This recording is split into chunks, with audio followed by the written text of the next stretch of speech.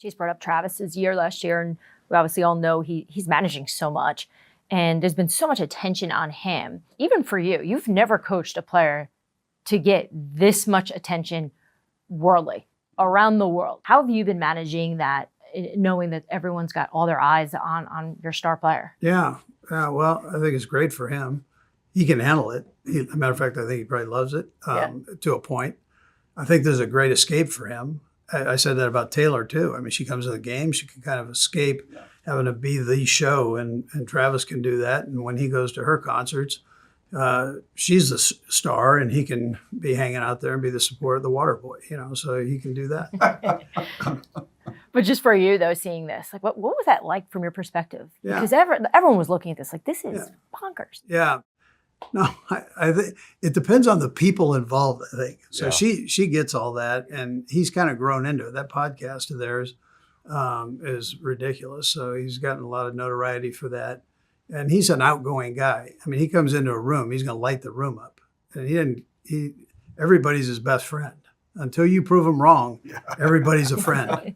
And so he can handle it. It's not something that he hasn't been given that he can't handle. Here's the one thing, though, that Chase has shared with me, and I know this from just talking to guys around the league. As kind and gentle as you come across, you run a tight ship around here.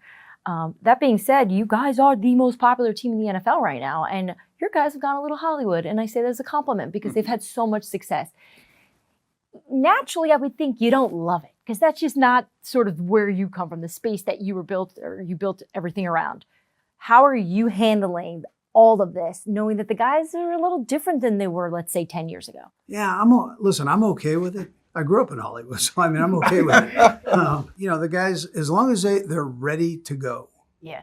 And so training camp is kind of that proving ground. If you're not ready to go, it's going to be obvious quickly.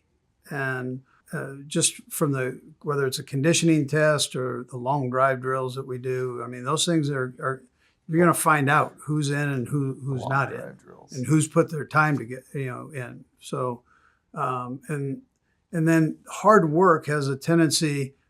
You're not worried about being Super Bowl champs or anything. You're worried about getting through that moment, and it builds something in you. That's the nitty gritty, as you'd say, of it all. It brings you right back to, it grounds you, brings you right back to earth.